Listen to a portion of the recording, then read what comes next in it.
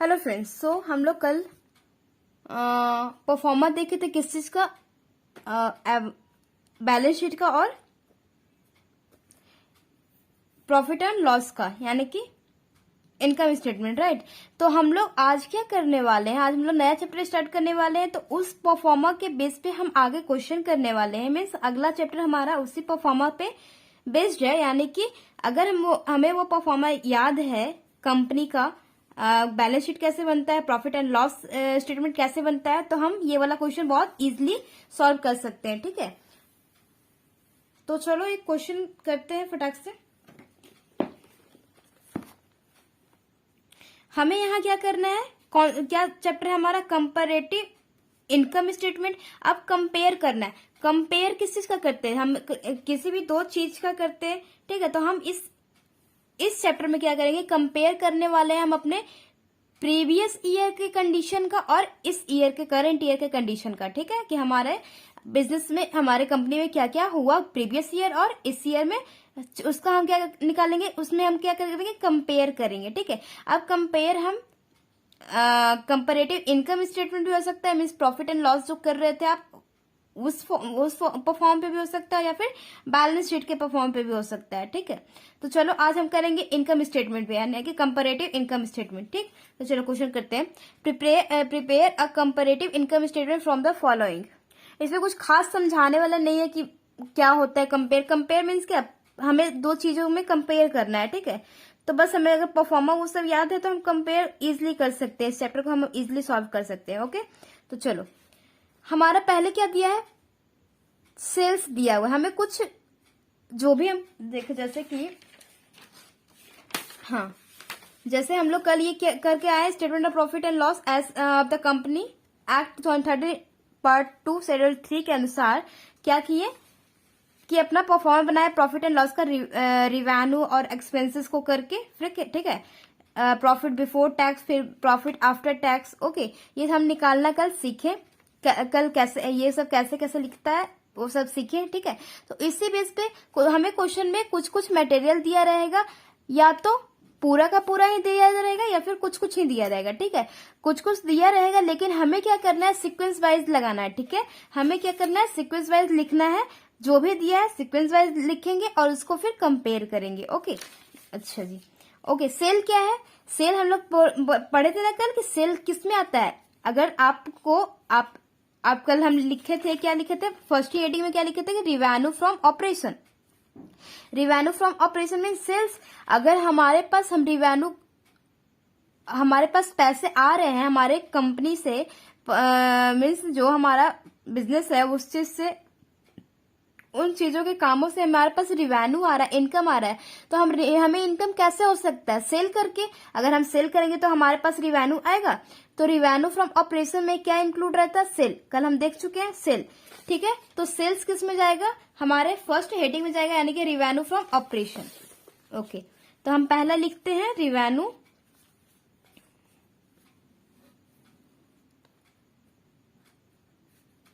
REVENUE, revenue from operation.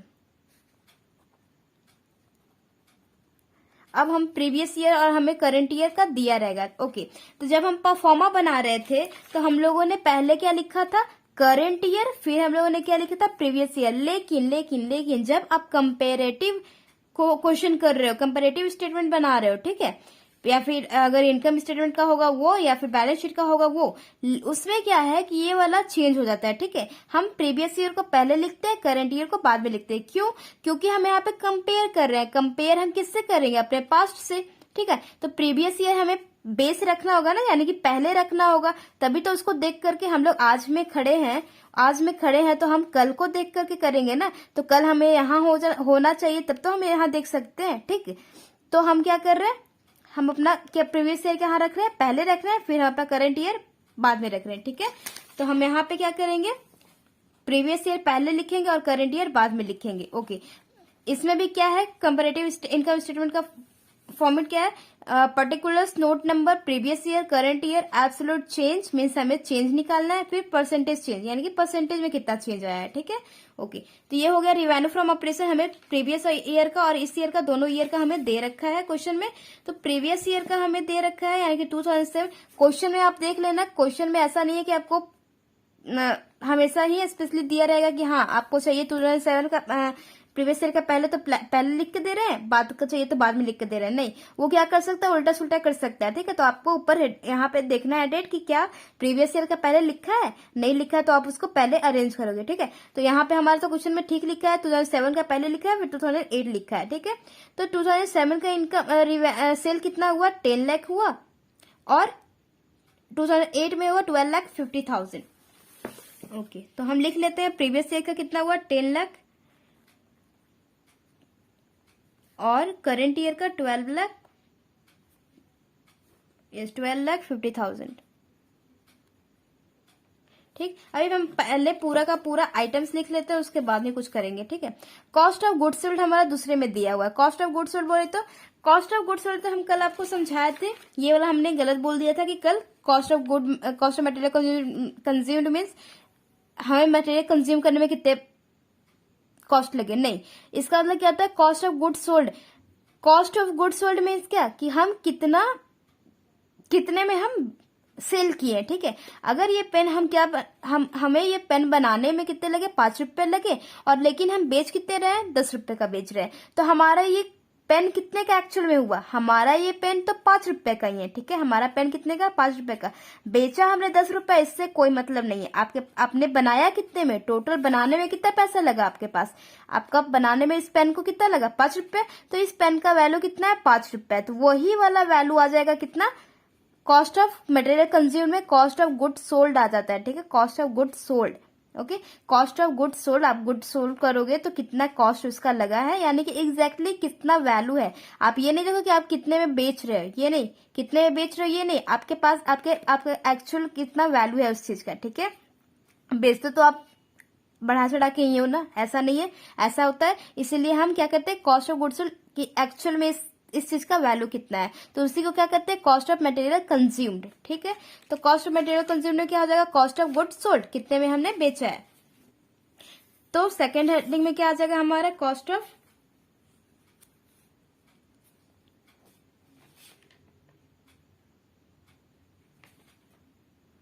Material consumed. लेकिन क्योंकि वो एक एक्सपेंस है, और हमें अभी क्या करना है, हमें सिर्फ अभी इनकम लिखना है, रिवेन्यू लिखना है, उसके बाद ही हम क्या करेंगे, एक्सपेंस लिख सकते हैं, ठीक है।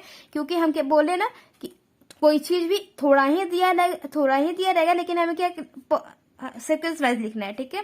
तो एक्सपेंस हमें माइंड में बस रखना है कि ये एक्सपेंस दिया हुआ है। अगला क्या है, employees benefit expense. Employees benefit expense means employees के बेनिफिट के लिए कितना खर्च हुए हैं वो भी दिया हुआ है, तो ये भी एक तरह से खर्च हुआ, तो ये भी क्या है, खर्च है। ये तो डायरेक्टली नाम था, ये हमें पता है कि एम्प्लॉयज बेनिफिट एक्सपेंस होता है, तो ये डायरेक्टली नाम से हमें पता चल गया, लेकिन ये खर्च है, तो दोनों खर्च को हम अभी रखेंगे, खर्च लिखेंगे। आगे देखो, एडजस्टमेंट में लिखा है interest on investment ₹30,000 and tax payable 50%, ठीक है। इंटरेस्ट ऑन इन्वेस्टमेंट, अगर इंटरेस्ट हमें मिल रहा है इन्वेस्टमेंट पे, क्या हमारी फाइनेंस कंपनी है, नहीं। फाइनेंस कंपनी रहती तब तो हम इन्वेस्टमेंट खरीदते बेचते रहते, लेकिन हमारी फाइनेंस कंपनी नहीं है, फिर भी हमने इन्वेस्टमेंट को बेचा और हमें क्या मिल रहा है, इंटरेस्ट मिला उस पे। हमें क्या मिल रहा है, सॉरी, इन्वेस्टमेंट को हमने खरीदा और उसपे हमें क्या मिल रहा है, इंटरेस्ट मिल रहा है, तो ये हमारा क्या हो गया, अदर इनकम में आ गया, क्योंकि हम फाइनेंस कंपनी नहीं है। अगर फाइनेंस कंपनी होते तब ये हमारे लिए रेगुलर में आता, लेकिन ये रेगुलर नहीं, इरेगुलर बेसिस पे हमारा इनकम हो रहा है। इनकम तो हो रहा है, इंटरेस्ट मिल रहा है तो पैसे तो आ रहे हैं, इनकम तो हो रहा है, लेकिन इरेगुलर बेस पे आ रहा है, ठीक है। मीन्स हमारे कंपनी से रिलेटेड नहीं है, ठीक। ये कभी कभी आता है, ये हमेशा रेगुलर बेस पे नहीं है, ठीक है। हमारे कंपनी से जो भी रेगुलर बेस पे आता है उसको क्या कहते हैं, रेवेन्यू फ्रॉम ऑपरेशन, जो कि हम लोग लिख चुके। तो ये क्या है, अदर इनकम में आ जाएगा। तो हमारा अगला ही क्या हो जाएगा, second, other income. Other income कितना दिया है, 30,000, ठीक है। अब हमारा थर्ड काम क्या है कि अगर हम टोटल रिवेन्यू कर लिए यानी कि रिवेन्यू फ्रॉम ऑपरेशन और अदर इनकम लिख लिए हैं, तो हमें क्या करना है कि अब टोटल इनकम आया कितना हमारे यहाँ, तो टोटल इनकम करने के लिए क्या करेंगे, थर्ड हमारा क्या काम है, टोटल रिवेन्यू को प्लस करेंगे। टोटल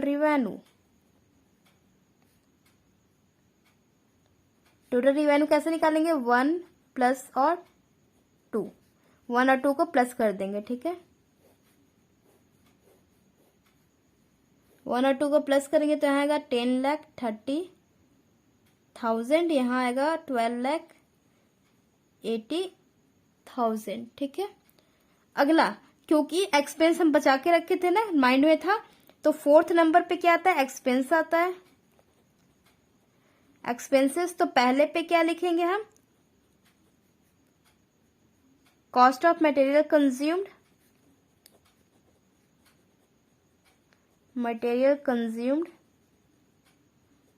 बोले तो कॉस्ट ऑफ गुड सोल्ड, ठीक है। कॉस्ट ऑफ गुड सोल्ड हमें दिया है प्रीवियस ईयर का 5 लाख और इस साल का 6,50,000। यहाँ है 5 लाख, यहाँ है 6,50,000, ठीक है। बी में क्या है, सब हेडिंग है ना, एक्सपेंस के भी सब हेडिंग थे, तो बी में क्या है, employees benefit expense. Employees benefit expense हमें प्रीवियस ईयर का दे रखा है 50,000, इस साल का दिया है 60,000।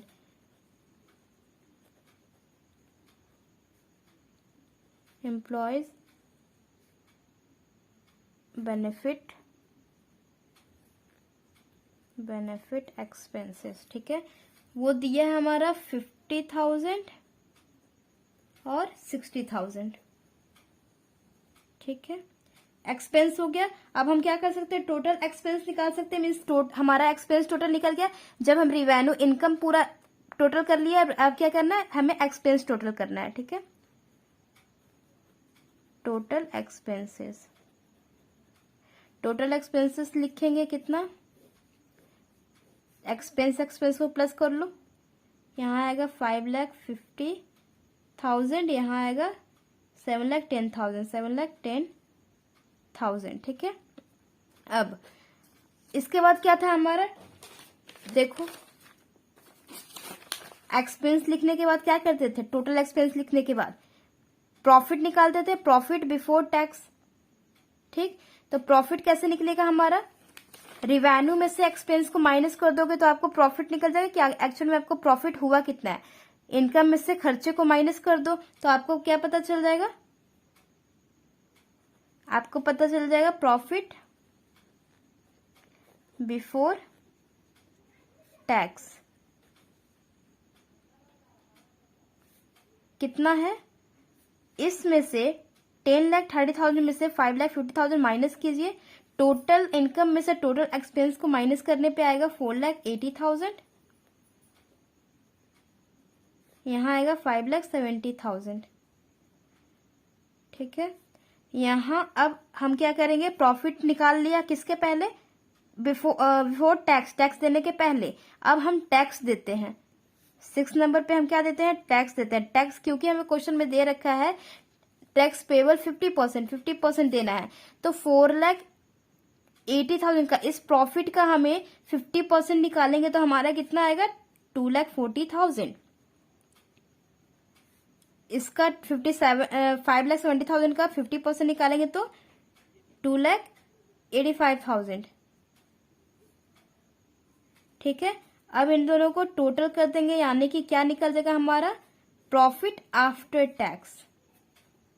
7 नंबर पे हमारा क्या आ जाएगा, प्रॉफिट आफ्टर टैक्स कितना,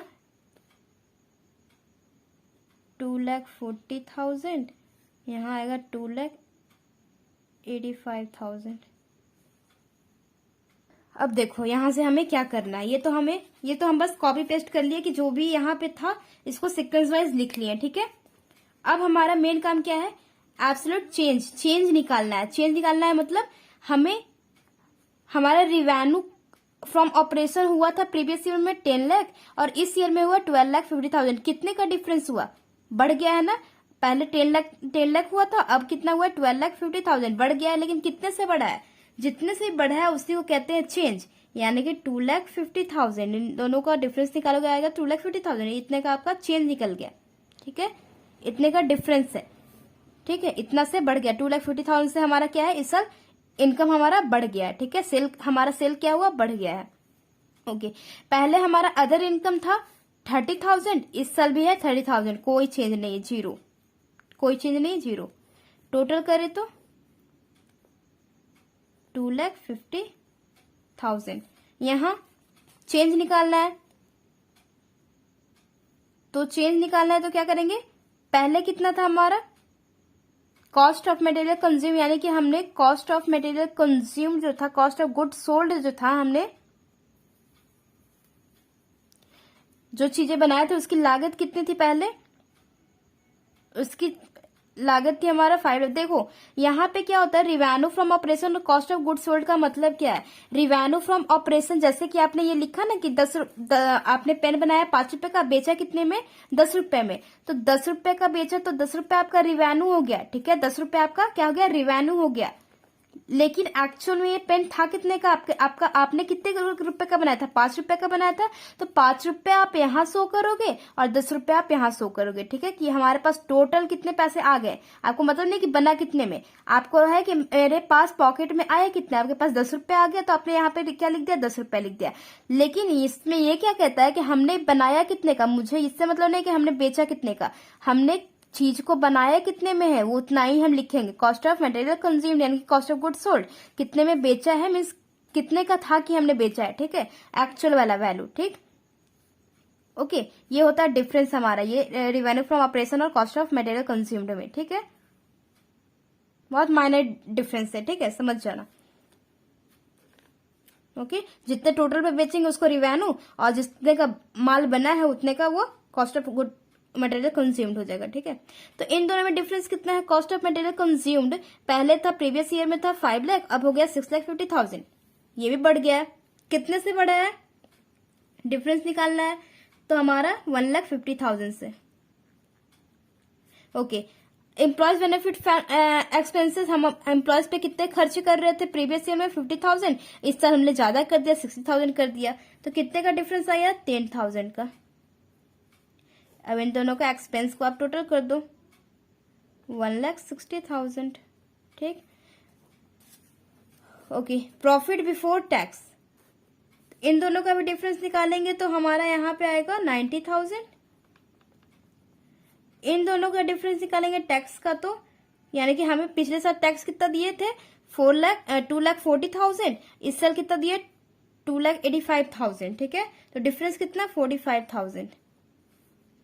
यहाँ टोटल कर लो 45,000, ठीक है। अब परसेंटेज चेंज क्या होता है, परसेंटेज चेंज मीन्स परसेंटेज में कितना चेंज हुआ है, ये तो हमने निकाल लिया कि चेंज कितना है, एब्सोल्यूट चेंज कितना है, लेकिन अब परसेंटेज में निकालना है तो हम परसेंटेज में बोलते हैं ना कि भाई 20%, कहते हैं ना कि 20% पीपल ही क्या है, ऑनेस्ट है, तो हम क्या कर रहे हैं, परसेंटेज में बता रहे हैं, उसको गिन के नहीं बता रहे कि इतने लोग हैं, ठीक है, तो हम परसेंटेज में बता रहे हैं, तो इसी चीज को क्या कर रहा है कि परसेंटेज में बताएगा कि हमारा रिवेन्यू कितने परसेंट हुआ है, ठीक है, हमारे रिवेन्यू में कितने परसेंट का चेंज हुआ है। यहाँ भी तो चेंज बता रहा है, लेकिन अब क्या हो रहा है, परसेंटेज में चेंज बता रहा है, ठीक है, कि हमारे रिवेन्यू में कितना परसेंट चेंज हुआ है। ओके, तो परसेंट चेंज निकालने के लिए हम क्या करते हैं कि ये जो एब्सोल्यूट चेंज निकालो आप, इस चेंज को बेस से डिवाइड करो और इंटू कर दो 100 में, तो चेंज कितना है 2,50,000। बेस हम क्या रखेंगे, प्रीवियस ईयर, क्यों, क्योंकि हमारा बेस हम प्रीवियस ईयर को देख के ही ना कंपेयर कर रहे हैं, तो प्रीवियस ईयर को हम क्या करेंगे, बेस बनाएंगे, ठीक है, तो ये तो ऊपर लिखोगे, डिवाइड बाई क्या करोगे 10 लाख, और इंटू में क्या करेंगे, क्योंकि हम परसेंटेज निकाल रहे हैं तो क्या करेंगे, इंटू में 100 करेंगे। अब देखो 2,50,000 डिवाइड बाई क्या बेस है, प्रीवियस ईयर क्या है 10 लाख, 10 लाख, क्योंकि हम परसेंटेज निकाल रहे हैं तो इंटू 100 क्या आ जाएगा 25, ठीक है, 25%, यानी कि हमारा परसेंट कितना हुआ है 25। हमारा रिवेन्यू कितना हुआ है, रिवेन्यू फ्रॉम ऑपरेशन में कितना चेंज हुआ है 25%, ठीक है, हमारा चेंज कितना है 25%। अब अदर इनकम में हमारा चेंज कितना है, तो हमारा चेंज है 0, हमारा चेंज है क्योंकि 0 ही आएगा ना हमारा, क्योंकि अगर बेस हमारा 0 रहता है तो इन्फिनेटिव आता है, लेकिन अगर बेस में कुछ है और ऊपर वाला वैल्यू 0 है तो क्या आएगा, 0 ही आता है। ठीक है, ये आप करके भी देख लेना। ओके, तो हमारा बेस कुछ है इसीलिए 0, अगर बेस ही 0 रहता तो हमारा इन्फिनेटिव आता है। ठीक है, ओके। इसका परसेंटेज निकाले तो 2,50,000 का 2,50,000 डिवाइड बाई 10,30,000 इंटू में 100,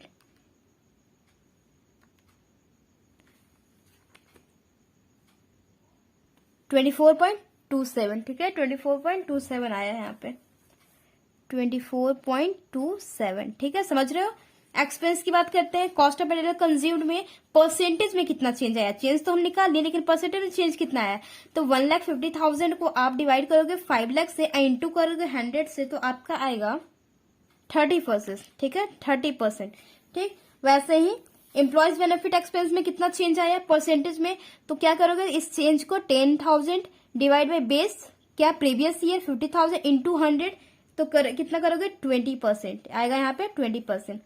अब इस टोटल का क्या करना है, परसेंटेज निकालना है, तो 1,60,000 डिवाइड बाई 5,50,000 इंटू 100 कर लो, तो 29.9। ठीक है, ओके। अब यहां कर ले प्रॉफिट बिफोर टैक्स। हमारा पिछले साल प्रॉफिट बिफोर टैक्स में चेंज हमारा ये चेंज कितना है 90,000, लेकिन परसेंटेज में चेंज निकालना है, तो 90,000 डिवाइड बाई 4,80,000 इंटू 100 कितना आ जाएगा 18.75। ठीक है, यहां भी सेम आएगा 18.75। ठीक है, इसका टोटल कर लो तो यहां भी वही आएगा 18.75। समझ गए, ये होता है हमारा कंपैरेटिव इनकम स्टेटमेंट। आपको क्या करना है, क्वेश्चन में जो भी दिया है उसको सीक्वेंस वाइज लिखना है और previous year current year copy करना है। ठीक, फिर यहाँ एब्सोल्यूट चेंज निकालना है, यानी कि इन दोनों का डिफरेंस निकाल देना है कि इन दोनों में डिफरेंस कितना हुआ, वो चेंज निकल जाएगा। परसेंटेज चेंज निकालना है, यानी कि इस चेंज को प्रीवियस ईयर से डिवाइड करो, इनटू में 100 करो, तो आपका परसेंटेज निकल जाएगा। ठीक है जी, तो ये सारा कुछ करके आपका क्वेश्चन हो जाएगा कंप्लीट। ओके, बैलेंस शीट के बेस पे भी कंपेयर होता है, सेम डिट्टो ऐसा ही रहता है, आपको बस परफॉर्मा बनाने की जरूरत होती है, उसके बाद सारा का सारा खेल ऐसा ही होता है। एब्सोल्यूट चेंज भी वैसा निकलेगा, परसेंटेज चेंज भी वैसा ही निकलेगा। ठीक है, कॉमन